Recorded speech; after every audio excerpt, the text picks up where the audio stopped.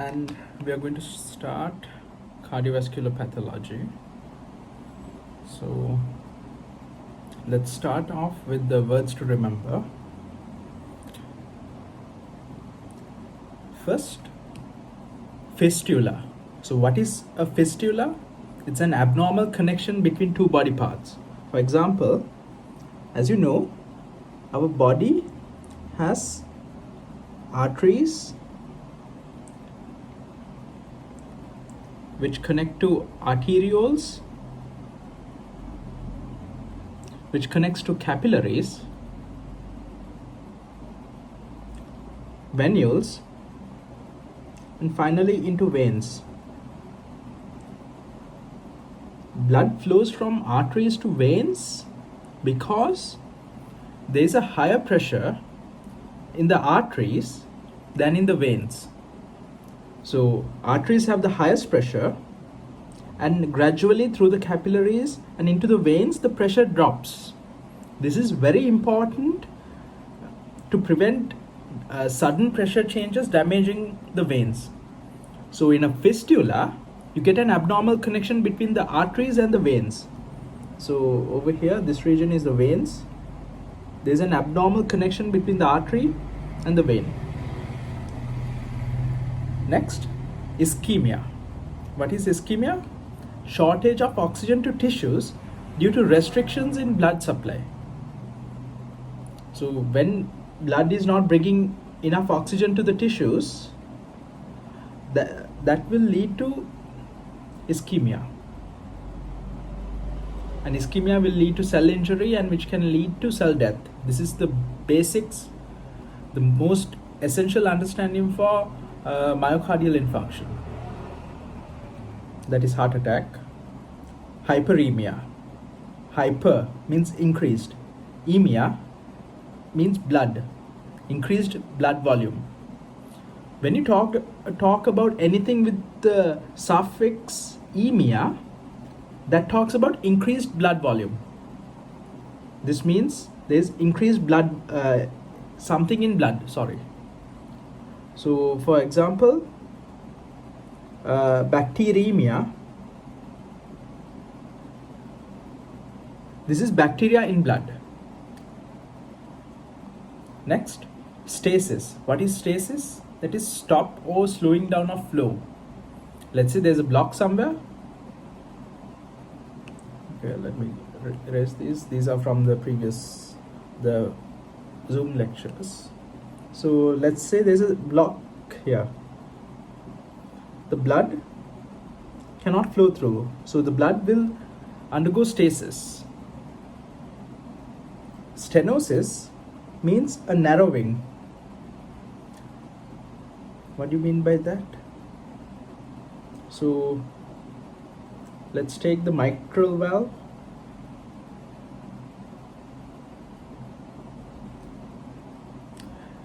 This is the mitral valve. What is the mitral valve? It's between the left atrium and the left ventricle, the valve that separates these two. So normally, during diastole, this valve must fully open. It must fully open like this, so that all blood can enter into the ventricles. But in a case of stenosis, this valve is narrowed. There is some condition which doesn't let it fully open. So blood cannot fully normally enter the ventricles. This is stenosis. Regurgitation is the opposite. In this case, the valves do not close properly.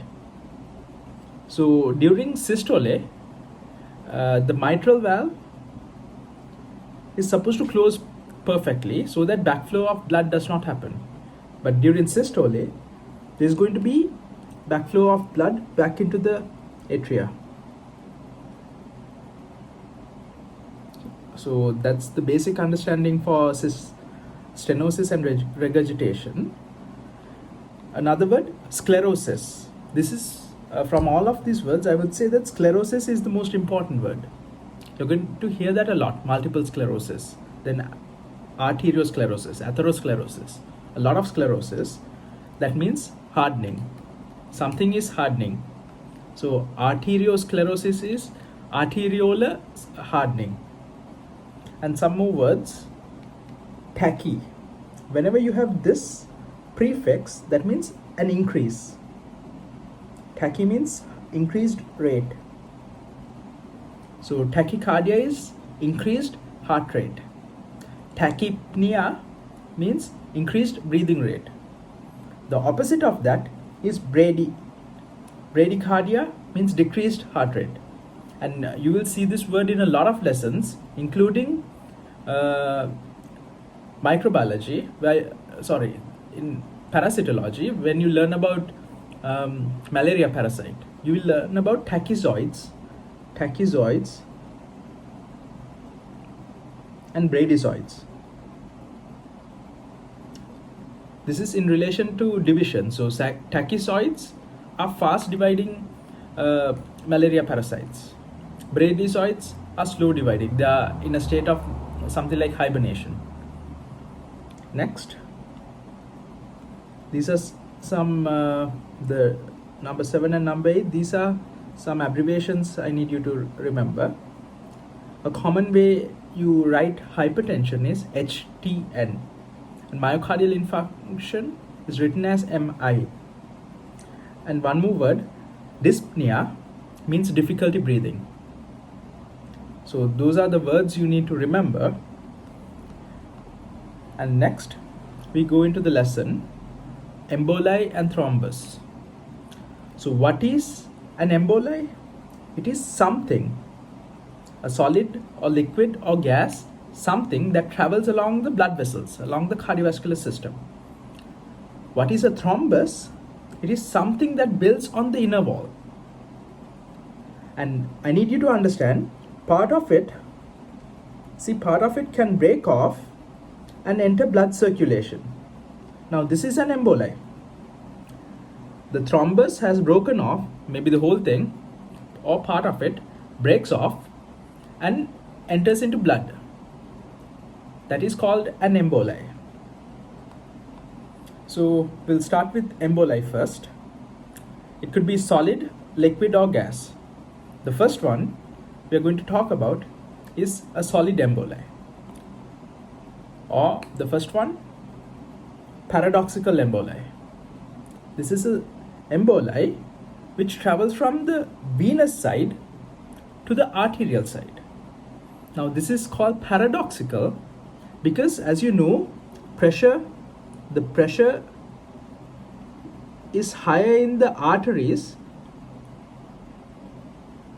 than veins. This is lower.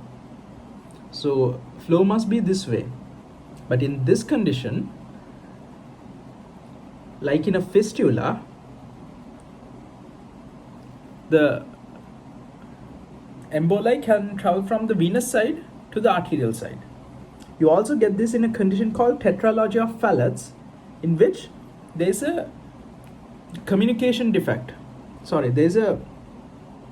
We take the right atrium, and between the interatrial septum, you get a defect that allows communication between the right side and the left side. So in a condition where the pressure increases in the right side than the left side, you will get blood flow this way.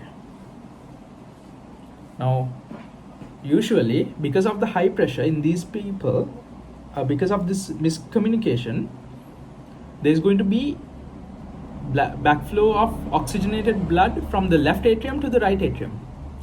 But let's say pulmonary hypertension, we'll learn those for lung pathology. Let's say the right atrial pressure is higher than the left atrial. The blood flow is this way, so an emboli, something traveling, can go towards the other side. Next, retrograde emboli.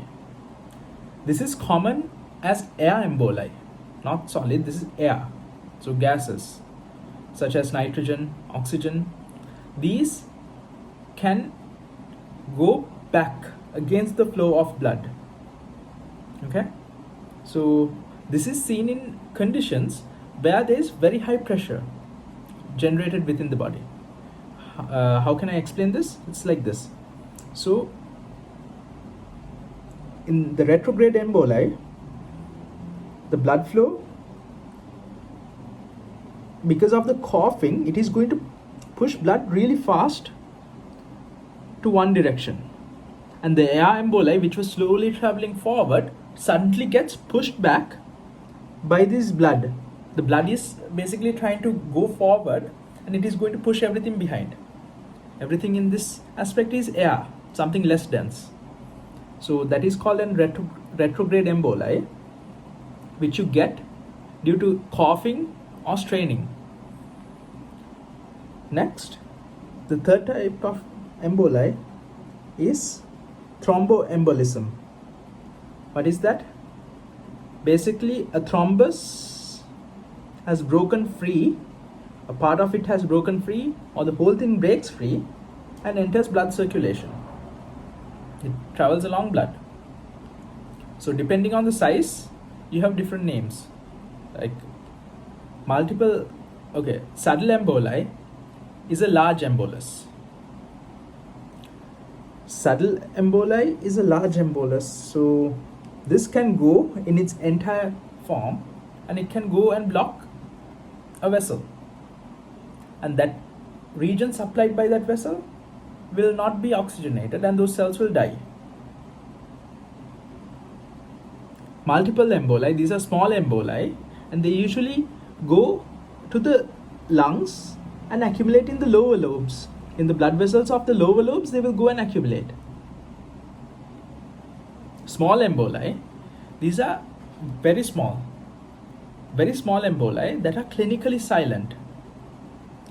In the sense, you don't have any symptoms.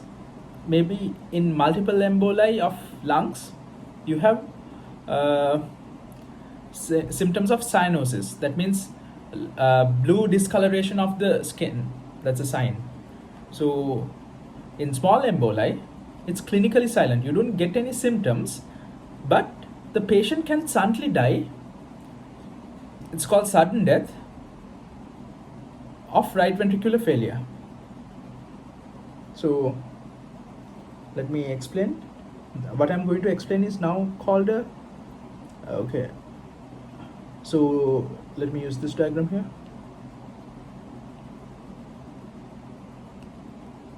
You have the heart, and as you know, these are the right pulmonary arteries and the pulmonary veins. These supply the lungs. So an emboli will come from, let's say, the legs. It will come, this will travel through the pulmonary arteries, and it can block here. What I drew right now is a saddle embolus, a saddle, large emboli. Multiple small emboli, these are tiny ones. They can come and just block these things. So due to a sudden pressure change, all these can come together, coalesce, and block the entire vessel. That can lead to sudden death. We get two types of emboli. One is called the venous embolism, pulmonary embolism. That is, the emboli is traveling in the pulmonary system, pulmonary circulation, from the right side of the heart to the lungs mainly. So something can come to the right side and it can travel to the lungs. Then we have systemic emboli. Let's say there is a there's a thrombus on the inner wall of the heart, of the left ventricle, that can break and travel along the systemic circulation. So it goes to the brain. That can cause a stroke. What's a stroke? A blood vessel is either occluded or there's going to be bleeding, hemorrhage, and the patient will die of ischemia. Or it can go to the liver, kidney, any organ in the systemic circulation route. Next, we have fat embolism. This is a type of liquid embolism which you get after a fracture to long bones. So we have our long bone, and as you know, as an adult, you have the inner medulla filled with fat. So there's fat in the inner medulla. Let's say it breaks, there's a trauma, these fat will enter into blood. They will enter into blood vessels and they will travel along blood. In addition, you can get it after soft tissue trauma and burns. What is soft tissue? Basically fatty tissue. You get as deposits on our body, you can feel and tell. Usually, there's no clinical findings. It's a silent condition. Usually, you don't get any clinical findings. If it is a serious case, fat can go and fill up the organs. This is the brain. It's being filled up. On autopsy, you can see it's just a fat-filled brain. Where there should be white matter, it's just full of fat. And next, we are going to talk about a very dangerous, it's a rare condition, but it's very dangerous. Amniotic fluid embolism. It's a very dangerous, around 80% will die. If 100 people, if you take 100 incidents of this case, around 80% of them would have died. 80 of these people would have died. This is a condition in which amniotic fluid is the emboli. So during labor or right after labor, you get amniotic fluid going and blocking our lungs. It goes and blocks the lungs. So what happens then? Instead of blood going to the lungs, now it is blocked by amniotic fluid. So you get sudden, this is important, sudden severe dyspnea, difficulty breathing. Patient can't breathe because oxygen, the lungs are just filled with this amniotic fluid. You get cyanosis, blue discoloration of skin because oxygen is not exchanged into the blood. Blood vessels are filled with amniotic fluid that will leak into the pulmonary spaces. So basically the whole lung will fill like this, as shown in this diagram. The whole lung will be filled, including vessels. Everything is going to be filled with amniotic fluid. This will lead to a condition called shock, which you will learn in pathophysiology. And then you get seizures and coma. Most will die. Surviving patients will have pulmonary edema and DIC. Again, a lesson in pathophysiology. Next, gas embolism. So what is gas embolism? You will do pharmacology practicals on rabbits. So you do the experiment and in the end, the teacher expects you to kill the rabbit in the end. So how do you do that? You pump air into the venous system. You take a syringe, fill it with air and just pump it into the venous system.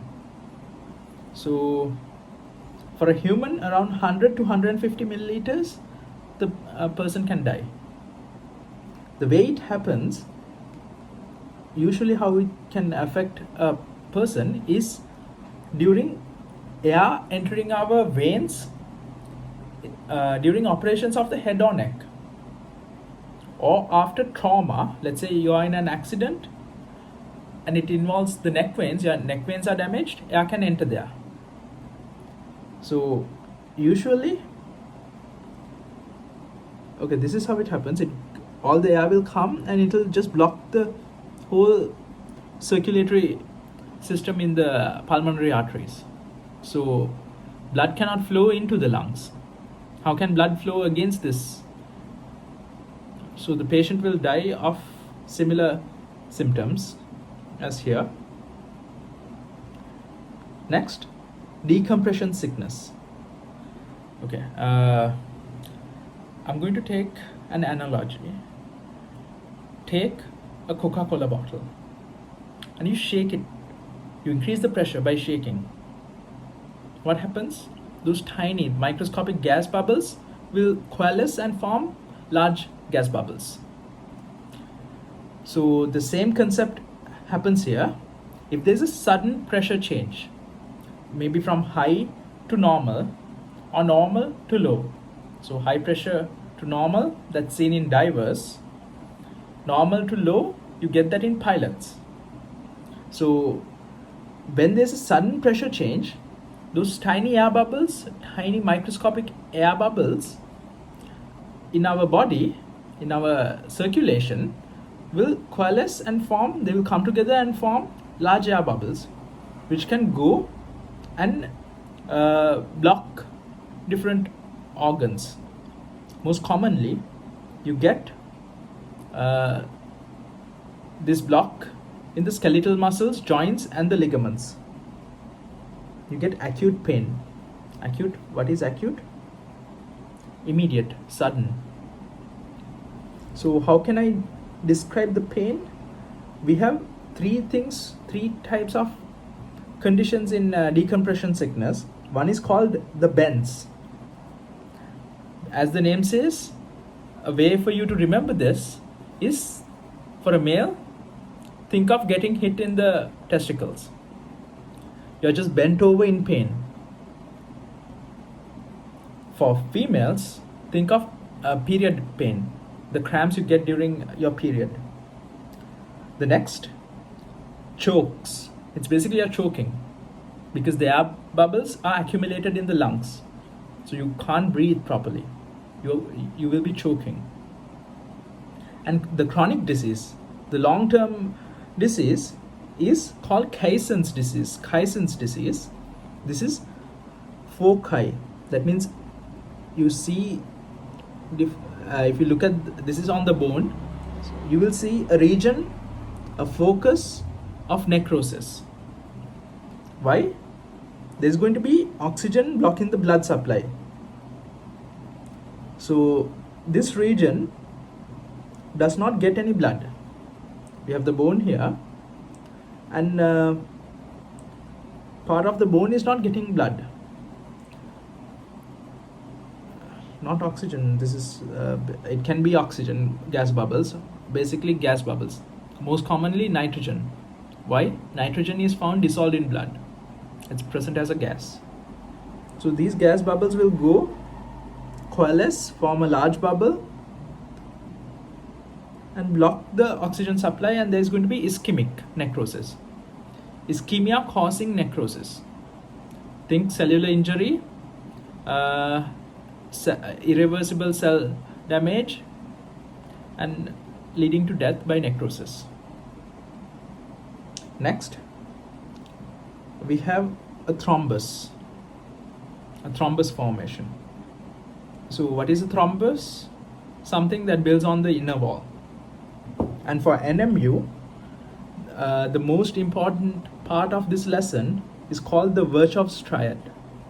This Virtuous Triad is going to be asked as an essay question, and it's the most important part in understanding how a thrombus forms. So, three things. The Virtuous Triad is three things, three states which are interconnected but in no particular order. Endothelial injury, altered blood flow, and hypercoagulability. Again, there's no particular order, so I will start with altered blood flow. Okay, so let's say this is a normal vessel. The normal vessel, the blood flow is called a laminar flow. But then this normal vessel suddenly comes across a narrowing. The normal vessel will suddenly be narrowed, or there's something growing on the vessel wall. So what happens then?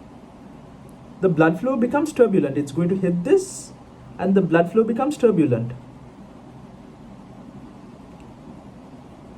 That's the first condition you need for the whole process of Virchow's triad. So what happens when the blood flow is turbulent? Blood cells, red blood cells, platelets, everything will go and hit the wall. What happens when things go and hit the wall? There's going to be endothelial damage. As you can see, the endothelium is damaged because of all this hitting. So what happens then? The subendothelial collagen is going to be exposed. The subendothelial collagen will be exposed to the outside. And when that happens, our platelets come into repair. That's its function. It comes to repair. It calls in fibrinogen and it comes to repair. So I will show you how to draw this diagram. So basically we have the blood vessel and platelets come, aggregate. It is going to form a very sticky mesh. It will form a mesh of fibrin and platelets. Platelets are sticky substances that will trap anything that comes and touches it. Let's say a red blood cell comes and touches it, trapped. A white blood cell comes, touches it, trapped. And basically it will slowly start growing like this along the inner wall of the vessel. So over time it can grow into a structure like this. Over time it can get hardened with more fibrin deposits. It can form a structure like this, a large structure like this. So what is the fate of that? Part of it can break, or the whole thing can break and become an emboli. Or it can keep growing and obstruct the whole wall. And a mural thrombus is basically the growing structure which you can see here. So that's the three fates. And the third condition for the Virchow's triad is hypercoagulability. Hyper, increased ability to coagulate. So in this case, if we take a balance, the formation of thrombus, the formation of this clot is greater than the breaking away of that clot or bleeding. So the formation of the thrombus, the rate at which it's formed is greater than the bleeding, the breakdown of the clot. Okay? So one of the substances our body uses to dissolve the clot is called heparin. So in conditions such as increasing age, smoking, contraceptives, use of contraceptives for females, and obesity, the bleeding becomes impaired. The breaking of the clot is impaired. And thrombus, clot, plaque, they will have the same meaning. So don't worry too much about that. So these are the conditions which would be ideal for high bleeding. A decreased fibrinogen, decreased platelet levels, increased heparin. And when the thrombosis formation is greater, in conditions such as increased immobilization, so you're in one place for a long time, there's going to be blood stasis, especially in the legs. Blood is not going to move forward because you need the contraction of the leg muscles to push the blood forward. So that can lead to the formation of a thrombus. This is called a deep vein thrombus. What is important to know is, it's basically the blood has become sticky because platelets make the blood sticky. It has formed a thrombus, and that can break down, become an embolus, and go and block the pulmonary system. Again, in conditions of myocardial ischemia, heart failure, extensive trauma, advanced cancer, and DIC, disseminated intravascular coagulation. A lesson you learn in pathophysiology, but it's basically thrombosis and bleeding happening at the same time in different parts of the body. In excess. The word is excess. There's going to be excess thrombosis happening in our body in one region, and there's going to be breaking of the clots and breaking of the vessels in another region. It can lead to internal hemorrhage. This will be taught in pathophysiology. So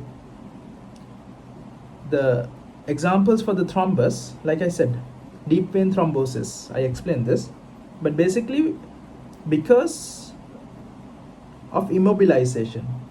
Two best examples: immobilized in hospital, you're in the bed in the hospital, or plane, you're traveling in a plane. So if you are traveling in a plane for a long time, your muscles are not contracting to push the blood forward, upwards. This muscle contraction, these are muscles which are contracting, because when you walk, the muscles contract. That is not happening. So what happens? Blood stasis will start to happen. Remember, the blood has to go against gravity, and veins have very low pressure. So in the deep veins, you will get a thrombus formed, a sticky mass of blood formed. This can become a saddle type embolus. And the usual presentation for these patients are, there's going to be, the leg will be swollen, generalized swelling of the leg in these people. But the patient, not a patient, let's say a passenger, he gets out from the seat, starts walking, and walks around 100-200 meters and suddenly falls down and die. That is because the clot has broken off now, because the muscles are contracting. It is going to push the clot outside, and it can travel to the heart and block the heart.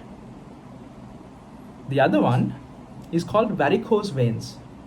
Now, varicose veins are a superficial condition. These are superficial veins which have become tortuous.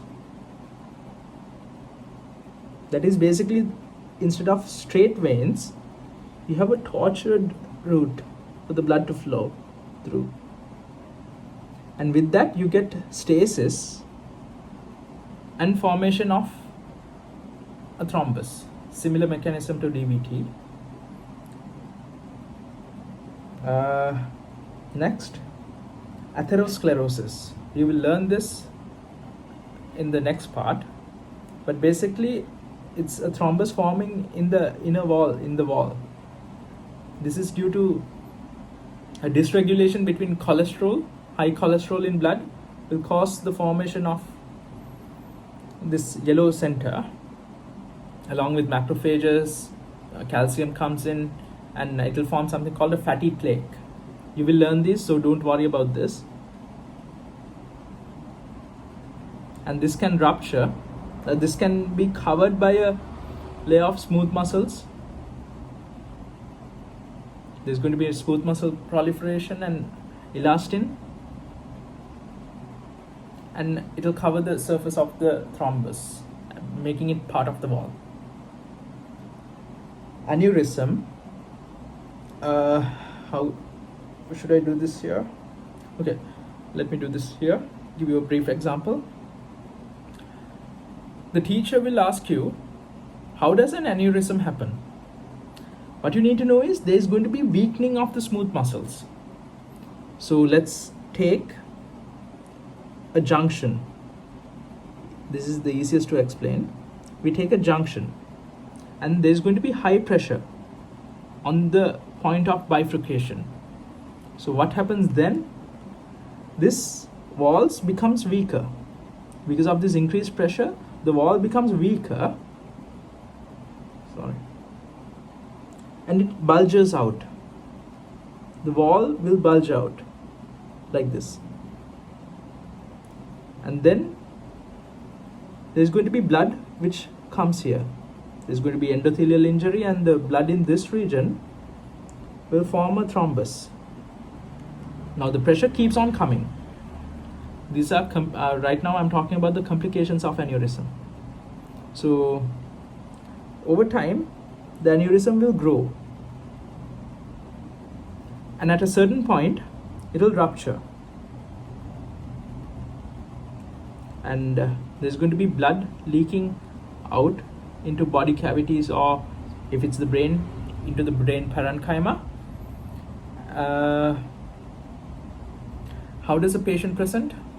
Since blood is leaving the body into the body cavities, you get hypertension, you get low blood pressure. Because there's less blood, you get low blood pressure. And some other conditions like pain. If it is in the abdomen, if it's an abdominal aorta aneurysm, you get flank pain. Different symptoms which will be done in the case discussions. So for case discussions for later years, I will try to have a program where I do those cases, the discussions on YouTube itself. We'll see. Types of thrombus. You get, it depends on what makes up the thrombus. So white thrombus, it's usually in arterial flow, where there's fast flow, where blood won't stick around to get stuck, and they occur as vegetations. You will see this in a disease called rheumatic heart disease. Then you have a mixed type, where you get slower flow, usually in the lower extremities of our body, the legs and regions, and you get it's propagating. What do you mean by propagating? It grows in size, and lines of Zahn can be seen.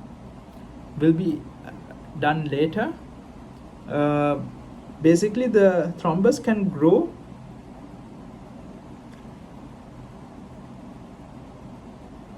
so let me go to the red type thrombus and explain the direction of growth. So okay, red is also very similar to the mixed type. In this, it is very slow flow. It's full of blood, such as in deep vein thrombosis, varicose veins. You get this condition. It's red, soft, gelatinous, and very fragile. It can easily break apart. It's like a gel. High amount of red blood cells, less fibers. So the growth of these are like this. It grows towards the direction of the blood flow.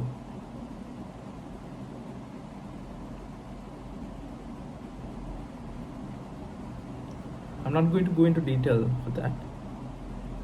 And mixed blood flow examples are mural thrombus, that is on the wall itself, on the wall, inner wall, and aneurysms. Red, deep vein thrombosis, varicose veins. And another type, hyaline thrombus.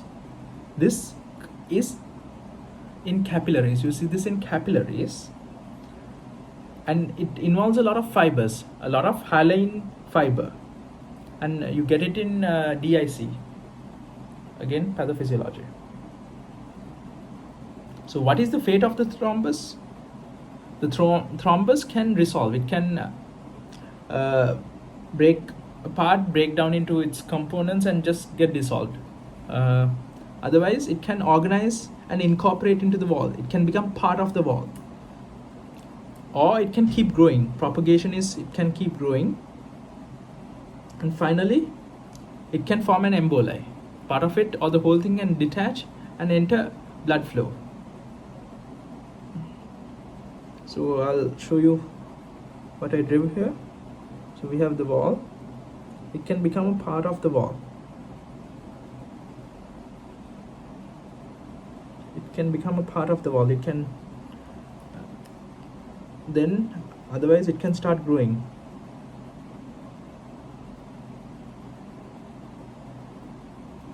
Or part of it can break and propagate and become an emboli. Sorry. Next, we have infarction. Okay, what is an infarction? So let me draw this again.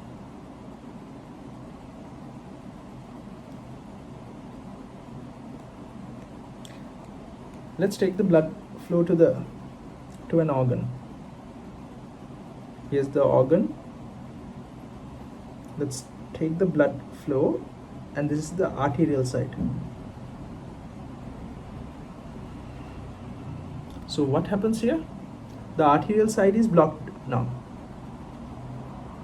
So this region, this organ, maybe the kidney, maybe any organ, the heart, so part of this organ or the whole organ is starved of oxygen. There's no oxygen anymore. That will lead to ischemic necrosis. If you are to take the heart, if this region does not get any oxygen, if this is the heart wall, that will undergo ischemic necrosis. This can occur because of arterial supply blockage or something that is blocking venous drainage. So let's say the blood is able to come up to here. So the blood will come all the way here and it's stuck there. Same thing will happen. All the oxygen gets used up and new oxygen will come then. And we have types of infarction. So one is called red infarction. That is mainly infarction involving the venous drainage, because blood is now here. So blood will be able to come here. If this is the organ, there's a blockage in the venous. So blood will come here. It will come here and it cannot go further. So this region will die off. That is called a red infarction. If that region looks reddish, that is because of that. Pale infarction, opposite, in the artery, because there's an infarction in the artery. So the organ doesn't get any blood. All the blood has been drained, taken away. So this will look pale. This region will look pale. This infarcted region will look pale. Common places you get this is the heart, spleen and kidney. Red infarctions more common in lungs and intestine. Next, shapes of infarction. So let me explain this. Let's say the infarction is here. I talked about the shapes and I told you it's usually wedge shape. So what happens? The infarction is here. This region that this part supplies dies. It's wedge shape, most organs. So if you are to take this point, this entire region will die off. And if you are to take the lower, there's 3 vessels here to the kidney. Now I'm going to take the lower part. So the region that it supplies will die. And if the block is in the beginning of the artery, the whole artery is blocked, the whole organ can die. Okay.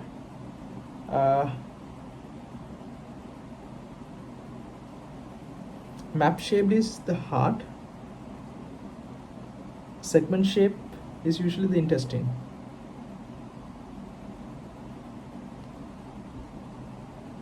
And why do we get red infarction? One thing I need to highlight, there's dual circulation in these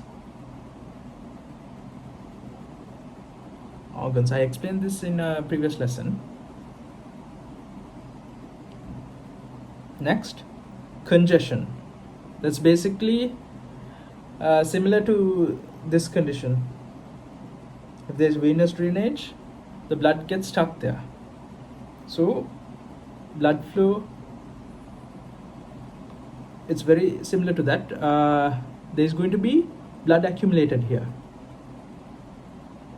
Also, if the arterioles dilate, there's going to be more blood flow into that organ. If blood is not being drained, or if there's more blood flow into that organ, you get congestion. So if the heart gets filled with blood, the heart is so full of blood now, it can't properly contract. This can lead to heart failure. The heart failure is basically the heart is not able to contract. So first, the blood will look red, but over time it is going to be replaced by a bluish coloration, because the oxygen is going to be taken up by the tissues, and you get deoxygenated blood, which looks more bluish color. So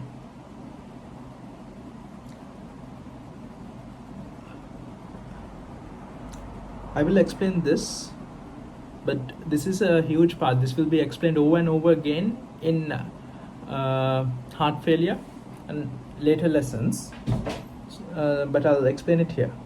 First, there is going to be blood stasis. This is the part I'm explaining. Over time, there will be blood stasis, and with that, there is no new oxygen coming into the tissues. There's no new oxygen coming into this tissue, which is being supplied by this capillary. So those will die. They will undergo reversible damage, irreversible damage, and they will die. Depends on the degree of damage. So this is a condition in which the drainage is affected. Now, new blood is not coming in. Pressure keeps increasing because blood keeps trying to come. Pressure keeps increasing. So what happens? That will cause a rupture in the artery. The artery wall will break, and blood will enter into the tissue, interstitial spaces. So what happens then? If it is in the lungs, let's say there's pulmonary hypertension, and our heart is just full of blood, it can't accept new blood. So in pulmonary hypertension, our heart is, let me draw this.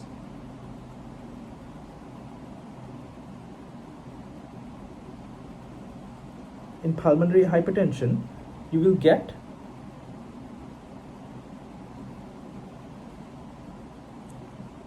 blood stasis in the pulmonary arteries. There's going to be blood stasis here. And then with the pressure increasing, because now the right side of the heart is trying to push more blood, pressure keeps on increasing, and at a certain point the capillaries will rupture. They will rupture into the alveoli, and our alveoli have macrophages. These macrophages will break down the red blood cells and take up the iron and form hemosiderin. Okay, I wrote it here. Hemosiderin laden macrophages. You get the brown discoloration because of this, and this is called heart failure cells, because the pressure keeps on increasing and that pressure is going to be sent back towards the right side of the heart, and the right side of the heart is now full of blood that is supposed to go to the lungs, but then because of all the blood stuck in the lungs, this heart is unable to contract. This will lead to right heart failure. Same concept in the liver, and this will come, nutmeg liver will come as a definition for your exams. You need to write this as a definition. What happens?